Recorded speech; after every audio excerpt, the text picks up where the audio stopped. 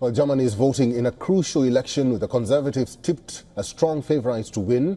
Electioneering had seen the country marking a rapid rise of the far right, as well as the dramatic return of his US President Donald Trump. Voting commenced at polling booths at 8 a.m. local time. Over 59 million Germans are eligible to cast their ballots to elect the 630 members of the lower house of parliament, also known as the Bundestag. Residents are heading to polling stations across Germany. First estimates based on exit polls will come after the elections closed at 6 p.m. local time.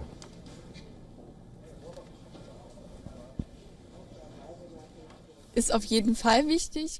It is definitely important, especially nowadays when you have political forces in Germany that are perhaps not in favor of the best of democracy, that you mark your ballot in the right place. An der richtigen Stelle macht und abgibt.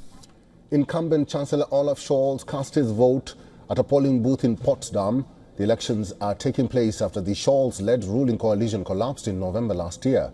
Frontrunner to become next German Chancellor Friedrich Merz also cast his ballot in Arnsberg. Merz has vowed a tough rightward shift if elected to win back voters from the far-right anti-immigration Alternative for Germany. The German elections come at a time when the European Union's biggest economy is facing severe economic challenges, geopolitical tensions. A series of deadly attacks have heightened pressure on the mainstream parties to reform the migration rules. Let us now take a look at the top contenders vying to become the next Chancellor of Germany. Olaf Scholz has been at the helm of the unpopular coalition since December 2021, and the coalition lost its majority in a row over loosening Germany's strict debt rules. Scholz is a member of the centre-left Social Democratic Party. He has served as the mayor of Hamburg and Germany's finance and labour minister. Friedrich Merz of Christian Democrats is already leading with 10 points in the polls. Merz has promised permanent border controls and new asylum rules to restrict immigration, besides slashing taxes. He has also refused to rule out Ukraine's future in NATO. 46-year-old Alice Weidel from the far-right Alternative for Germany party is making her first attempt to become German Chancellor, popularly known as the anti-immigration candidate. Weidel supports the mass deportation of migrants and has promoted the controversial term re-migration. She aims to abolish sanctions on Russia and repair the destroyed Nord Stream gas pipelines.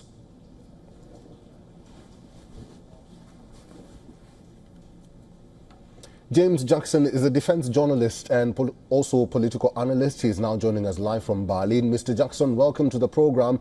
Is the voter turnout as predicted that it could be high? And as you answer that, what are your predictions? Yes, especially in eastern Germany, but also in states like Lower Saxony, turnout is very high. And I think this could mean increased vote for the AfD, the Alternative for Germany, possibly even outperforming the final polls. We'll have to wait and see there, obviously. Anything can happen in this election, but I think the results are somewhat clear that the CDU are going to be significantly in the lead, especially ahead of their main real rival for the chancellery, which would be Olaf Scholz. Social Democrats, you can see him voting there on stage. I mean, Scholz has been very unpopular and has really lacked leadership, many Germans feel, while his three-party coalition was not particularly stable. Obviously, we are having a winter election here because it blew up, so they had to call new elections or snap election. So the problem is, I think Friedrich Merz, who you see there, has had a very aggressive tone against the left, the centre-left, but he probably needs them to govern because you can't. He said he's not going to govern with the AfD, even though they might have. Actually, I think they're very likely to have a majority between them. But German political, it's a taboo, and many of his voters may feel, if he goes into coalition with the AfD, completely betrayed. Expect to see huge protests, but if his other option is going in with their SPD, that's right back to where we started under Merkel. So that would, I think, be the fourth grand, we call it a grand coalition here, when you have the top two parties, the CDU and the SPD, who are centre-left and centre-right, when they go into government together, you know, it's quite hard to get things done, but it is relatively stable. But it's not really the vote for change that many people want from this election. And what they do want, it seems to be a change to the right, meaning less migration, thanks in part to a number of really horrific terrorist attacks and attacks by some cases mentally ill asylum seekers, as well as others.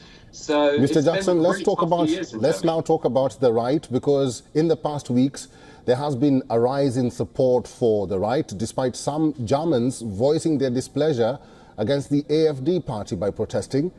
But what will happen if that support translates into the ballots and Germans decide to favour the AfD? Well, I think they're not likely to come first. If they came first today, that would be a real shock. It looks like they're favouring the centre-right CDU, although on a lot of issues, it has to be said, the CDU and AfD are not that far apart at the moment, particularly on migration, economics. They seem to have some of the same solutions. I think the main difference is on European security, with the AfD being closer to Russia and the CDU definitely being a pro-Western party.